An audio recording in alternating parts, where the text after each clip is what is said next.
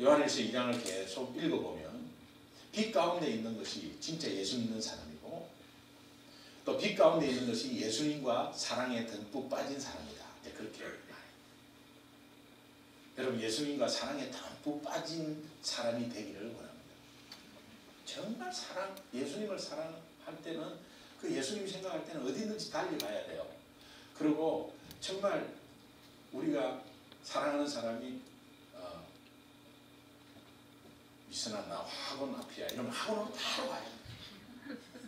미선이는 학원으로 바로 와야 돼. 그 학원 그래서 어째서 그게 뭔데 이러면 이제 헤어져야죠. 내가 너희 집 앞에 왔다 그러면 쏘가 이러면 헤어져야 돼. 아무 관심이 없는 거죠. 그런데 사실은 이제 관심이 조금 있는 것 같으면서도 또 좀 거리를 두고 예수님과는 그렇게 하면 안 된다. 이왕 여러분 예수님을 믿는다고 하는 것은 예수님을 믿는다고 하는 것과 예수님을 사랑한다고 하는 것은 정말 동일한 것인데 이것이 동일한 사람이 별로 없는 것 같아요. 예수님을 믿는다는 것은 예수님과 사랑에 듬뿍 빠져버려요. 이 말씀을 좀 이해했으면 좋겠어요. 사랑에 듬뿍 빠진다는 그 의미를. 그러면 1등이죠. 1등이죠. 예수님이 1등이죠. 주님은 우리를 위해서 다 내주셨다는 것을 우리는 이미 알고 있고 또 기도하면 먼저 들어주신다는 거 알고 있고 힘들 때마다 항상 그곳에 함께 계신 분은 주님이었습니다. 다른 사람은 다 떠나고 다 멸시하고 손가락질해도 주님은 우리와 함께 계셨습니다. 그것을 다시 한번 생각하면 우리가 3등에서 1등으로 빨리 올려야 합니다.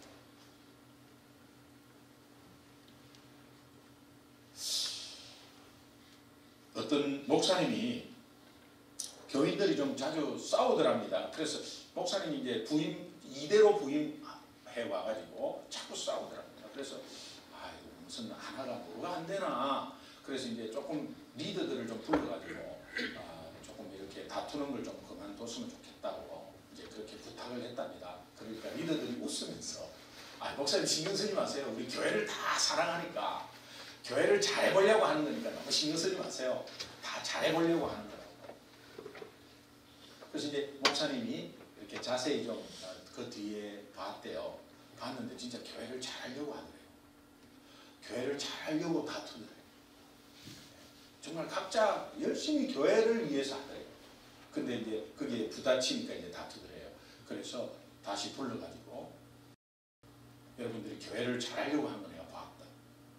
근데 잘하려고 다툰다면 우리 이제 잘하지 맙시다. 우리 이제 잘하지 맙시다. 그리고 막 보통으로 합시다. 보통. 이제 잘하지 맙시다. 제발 부탁입니다. 우리 잘하지 맙시다. 그렇게 부탁해요. 그러니까 뭐가 중요한지. 하나님을 사랑하는 것. 그것은 주님의 몸된 교회를 사랑하는 것. 주님의 몸된 지체를 사랑하는 것. 이것이 수직적인 관계와 수평적인 관계가 동격이라는 것. 이걸 우리가 다시 한번 이게 가장 원천이잖아요. 가장 원천. 이걸 또 잊어버려요. 또 잊어버려요. 그러면 여러분이 하나님이 처음에 여러분을 부르신 그 부르심의 목적도 잃어버리고 또 사명도 잃어버려요. 이게 참 좀 위험한 것 같아요. 요한일서 2장 9절을 한번 보면, 9절을 한번 보면, 빛 가운데 있다 하면서 그 형제를 미워하는 자는 지금까지 어둠에 있는 자다. 여러분이 혹시 미운 사람이 한 사람이라도 있다면 그건 어둠에 있는 자는 예수 안 믿는 자거든요. 빛 가운데 있다 하면서 형제를 미워하는 것은 그건 거짓말하는 자다 이렇게 이야기하고 있어. 이걸 좀 심각하게 한번 받아들이면 내가 그럼 빛 가운데에 분명히 여러분 예수 믿지 않습니까? 근데 예수 믿는데 미워하는 사람이 있다. 이러면은 뭔가가 옆에서 연막탄을 친 거야 지금. 뭔가에 속아서 있는 거예요. 여러분 예수 안 믿는다는 의미가 아니에요. 물론 그런 분이 있겠죠. 교회 다니면서 어둠 가운데 있으면서 교회 다닌다고 막 다니는 사람이 있겠죠. 그러나 대부분은 정말 예수님 믿는다고요. 믿는데 미워하는 사람이 있는데 어둠에 있다는 것은 이 어둠의 그림자를 뭔가 연막탄을 옆에서 누가 치고 있는데 그게 누구냐? 사탄이다. 교회 안에도 역사합니다.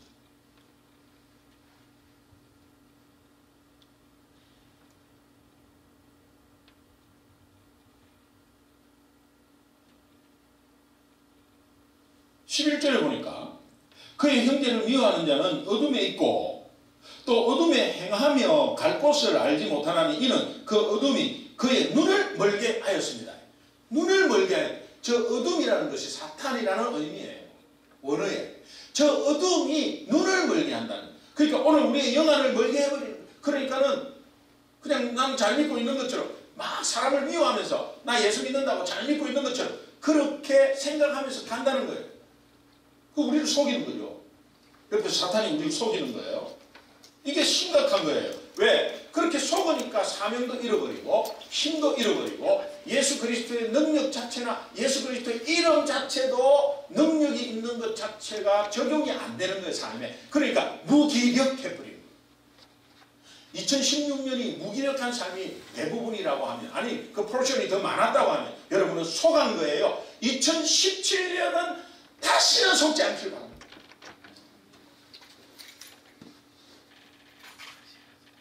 혹시 사역하다가 또 어떤 면에서는 뭐 말로 이렇게 상처를 받거나 아니면 그건 사실 상처 주려고 한 것이 아닌데 그렇게 서로 뭐 이렇게 오해하거나 이런 연애로 사람이 미워진다고 했을 때는 빨리 정신 차리시기 바랍니다.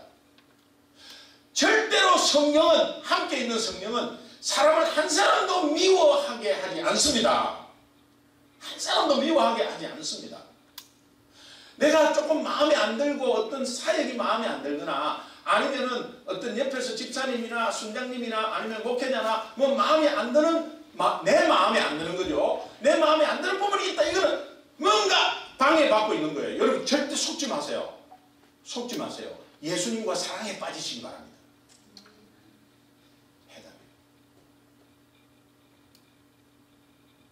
사람을 보이는 것에서, 사탄은 자꾸 보이는 것에서 우리를 쿡쿡 찔러버려요. 선악과는 보이는 과일이었지만 그 속에 영적 의미는 엄청나잖아요. 엄청나잖아요. 뭐 보암직도 하고 모듬직도 하고 이렇게 보이는 것을 우리가 막 느끼는 것을 이용한단 말이에요.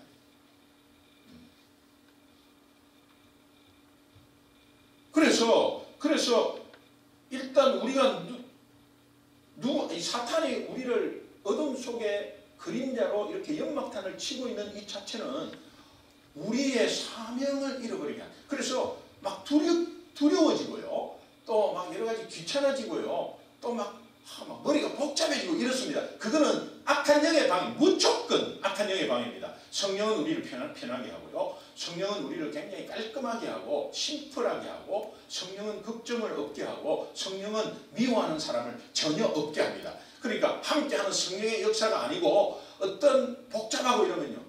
내 속에 뭔가 방해가 있고 그럴 때 여러분 어떻게 해야 돼요? 예수님과 사랑에 빠질 수밖에 없어요. 예수님과 사랑에 빠지려면 예수님 생각하는 것밖에 없어요. 예수님의 십자가를 생각하는 것밖에 없어요. 내 처지가 옛날에 어떻게 되었는가를 생각하는 수밖에 없어요. 그런데 내가 도저히 사람을 미워하고 판단할 처지가 못됐다는 사실을 알 때 하나님만이 그렇게 할 수 있고 하나님은 우리를 모든 것을 다 내어주셨는데 우리가 계속해서 재고 계산하고 하는 우리의 모습을 보면서 예수님과 깊이 사랑에 빠지는 그 방법밖에는 빠져나올 길이 없습니다.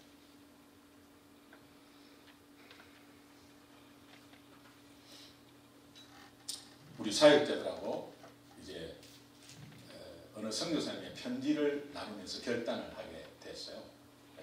우리 이병규 선교사님이 인도 선교사님 와 계신데 또 인도 선교사님이세요. 편지 하신 분이. 그래서 그 편지를 좀 내가 인용하겠습니다. 여러분 한번 잘 들어주시면 좋겠습니다. 인도 실리구리라는 데가 있어요. 실리구리 네팔과 중국 그 국경 지역에서 16년 동안 사역하고 있는 조동욱 선교사님 아세요?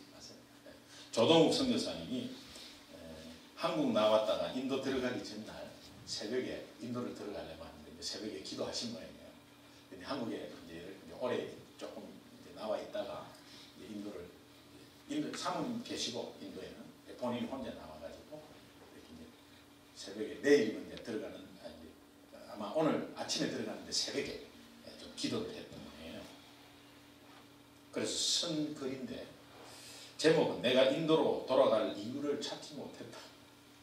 선교사님 잠깐 나왔는데 다시 이제 들어가야 되는데 내가 인도를 들어갈 이유를 찾지 못했다. 이게 제목이에요. 그 편지 제목인데 한 달 동안에 모국 방문을 마치고 인도 선교지로 들어가기 하루 전날이다. 이젠 인도로 들어가야지 라고 마음을 가다듬고 기도를 시작하는 순간 갑자기 전혀 생각하지도 않았던 두려움이 나를 짓눌렀다. 인도라고 생각하니 모든 것이 아찔해진다. 인도의 여름, 뜨거운 태양 아래 먼지 쌓인 시골길을 걷기에 나의 건강이 너무 약한 듯하다. 에어컨이 고장난 선교 지프차를 타고 산골을 치닫기가 이제 버거울 것 같은 느낌이 갑자기 들었다. 무면허 운전사가 몰던 차에 부딪혀 피투성이가 된 채 몸을 가누지 못하고 길바닥에 내동댕이 쳐 누워있던 그때 그날따라 구전 장마비는 왜 그렇도록 나의 마음을 서글프게 적셨는지 이제는 생각할수록 인도가 무서워진다. 내가 왜 다시 그곳으로 돌아가야 하나? 나는 한때 낯선 인도 땅을 마치 정든 고향길 걷듯이 아무 두려움 없이 다녔다. 그런데 지금은 엉뚱한 생각이 내 마음에 자꾸 자리 잡는다. 그래, 인도로 돌아가지 않아도 돼. 엉뚱한 물음들이 쉬지 않고 솟아난다. 내가 반드시 인도로 되돌아가야 할 이유가 없지 않느냐. 깊이도 알 수 없는 구름텅이 같은 힌두교와 실험하며 숲속에 빽빽히 들어선 나무처럼 앞길이 가로막는 인도 정부와 힌두교 열심 당원들을 만나야 하는 힘들어 그 땅에 들어가야 할 이유가 도대체 뭐지?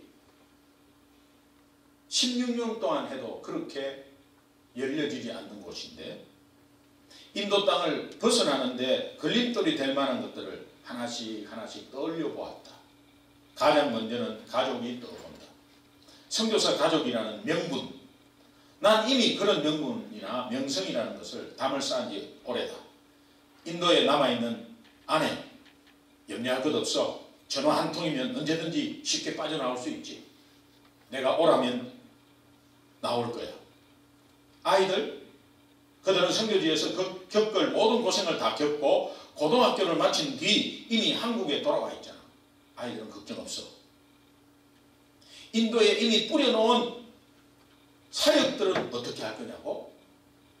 걱정할 거 없어. 그 모든 것들은 언제든지 내려놓을 준비가 되어 있으니 신학대학을 설립한 것이며 그리고 학장이라는 자리 그것도 언제든지 버릴 수 있어. 오히려 무거운 짐을 벗는 홀가분함이 더할 것이야. 개척해 놓은 교회들은 어떡하냐고? 이미 세워둔 목회자들이 잘 알아서 이끌 거야. 하나님께서 하시는 거지 뭐. 복잡했던 생각이 정리가 되는 것 같았다. 그리고 마음도 편안해지는 것 같은 느낌이 들었다. 이제 주님께 정식으로 기도했다. 아무래도 그분의 확답을 받아야 할 것 같았어. 주님, 이제 인도로 들어가지 않아도 되지요? 주님 한마디 그렇다고 말씀해 주세요. 내가 인도에 들어갈 이유가 없다고. 그만하면 16년 동안 잘했다고 그렇게 말해 주세요. 그러나 주님은 엉뚱한 질문을 내게 던지셨다. 너 정말 인도로 되돌아갈 이유가 없다고 생각하느냐? 정말 그 땅을 떠나고 싶으냐? 그래, 네 마음대로 생각하고 쉽게 떠날 수 있겠지. 그렇다면 좋아. 네가 인도를 떠난다면 나도 인도를 떠나랴? 이런 질문이 선교사님한테 왔다는 거예요. 나는 깜짝 놀랐다. 전혀 생각지도 않는 하나님의 질문이었다. 그리고 계속 속사포처럼 하나님은 나에게 물으셨다. 네가 인도를 떠난다 하여 나도 인도를 떠날 것 같으냐? 순간 아찔했다. 정신이 번쩍 들었다. 나는 아무 대답을 할 수가 없었다. 예수님이 인도를 포기하지 아니하심을 아는 순간이었다. 그런데 내가 인도를 포기한다고? 생각이 여기에 다다르자 나는 큰 목소리로 부르짖기 시작했다. 하나님 아닙니다. 그럴 수는 없습니다. 예수님이 떠나지 아니하신 인도, 하나님이 버리지 아니하신 인도를 저는 떠나지 않겠습니다. 순간 또 다른 강한 성령의 음성이 들려왔다. 네가 자신감이나 용감함 때문에 인도를 다시 밟아서는 안 된다. 네가 인도로 되돌아갈 단 한 가지 이유는 하나님의 사랑을 받아야 할 수많은 인도의 영혼들 때문이다. 오직 그들을 사랑하고 또 사랑하기 위해서일 뿐이다. 갑자기 내 속 깊이 통곡이 터져나왔다. 주님, 제가 잘못했습니다. 하나님 버리지 아니하시는 땅과 그 땅의 영혼들, 그들을 사랑하기 위해 들어가겠습니다. 하나님께 속한 그 땅을 다시 밟겠습니다. 나는 예수님을 처음 나의 주님으로 모시고 감격하여 황소 같은 목소리로 기도하며 뜨거운 눈물로 교회 마룻바닥을 적셨던 그 기도를 하나님께 그 시간에 다시 올려드릴 수 있었다. 이 편지를 제가 읽는 동안에 사역이 힘들다, 내가 지치고 업앤다운이 있어서 잠깐 좀 내려놓겠다. 근데 하나님은 내려놓지 않았어요. 하나님은 그 영혼을 위해서 하셨어요. 한 영혼을 소중하게 여긴다고 해놓고 자꾸 그런 업앤다운이 제 마음에 있는 모습을 보면서, 그러면서 하나님은 절대로 포기하지 않는데 네가 자꾸 포기하고, 하나님은 그 영혼을 떠나지 않고 그 봉사하는 영혼들, 특별히 성도들, 소중한 교회 성도들 간에 하나님은 절대로 떠나지 않는데 너는 자꾸 왜 사람을 구분을 하냐. 이런 음성을 저한테 들려주셨어요. 그리고 다시 힘있게 2017년을 목회할 수 있는 하나님의 힘을 허락했어요. 제가 이 감정을 우리 사역자들한테 함께 나누었어요. 우리 사역자들이 다시 한번 주님이 사랑하는 영혼들이 있는 사역지에 올인 하기로 결단을 했어요.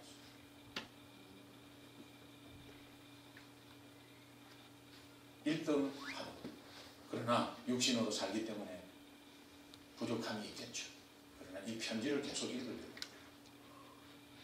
조동욱 선교사님이 쓴 편지를 계속 읽으려고. 물론 우리 하나님이 부득이한 가정 속에 방향을 바꾸는 역사가 있습니다. 특별히 우리 이병구 선교사님 같은 경우는 지금 추방을 당하셨어요. 추방을 당하셔가지고 하나님이 여기에서 어떤 사역을 또 꿈꾸게 하시고 선교사를 섬기는 이런 브릿지 역할의 어떤 사역을 허락하시고, 그게 하나님 방법이죠. 그러나 아마 마음속은 인도를 굉장히 사모하고 있을 거예요.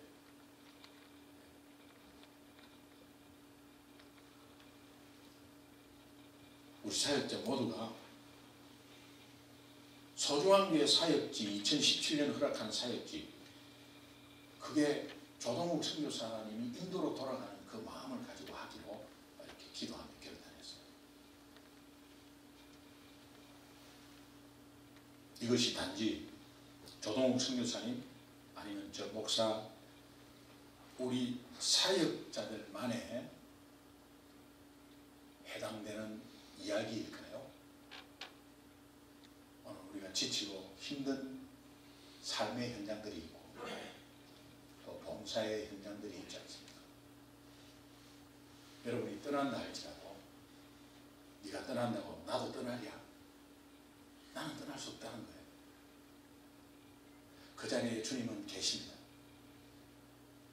그리고 아마 다시 돌아오기를, 아니 또 내 말고 다른 사람이 하나님이 하시죠. 하나님의 일은 하나님이 다 하세요. 그런데 하나님이 우리를 불렀을 때 하여튼 예수님과 깊이 사랑에 빠지는 것을 하나님이 간절히 바라고 있어요. 사랑에 진정으로 빠진다면 아마 하나님의 마음을 알게 될 것이고, 또 그 영혼에 대해서 내가 지치고 힘들다는 것은 연막탄이라니까. 물론 현실은 팩트는 맞아요. 지쳐요. 힘들어요. 근데 그 속에 분명히 하나님의 은혜가, 더 큰 은혜가 분명히 있거든요. 그거를 어둠으로 못 보게 한다니까. 이게 사탄의 아주 심각한 역사예요. 2017년 다 영안이 열려가지고 좀 이렇게 즐겁게 자원하는 마음으로 정말 하나님이 함께하는 그 인도 속에 정말 하나님과 사랑에 듬뿍 빠져서 서로 연애 편지 쓰고 이렇게 했으면 좋겠어요. 그러면서 다시 세워가는 하나님의 역사를 우리 두 눈 뜨고 다시 한번 봤으면 좋겠어요. 주님이 우리에게 주신 기대치보다도 사명이 있습니다. 그 사명은 영혼을 이래나 저래나 어쨌든 살리는 거예요. 영혼을 살리려면 내가 하나님과 예수님과 사랑에 빠지는 예수 믿는 것이 있어요.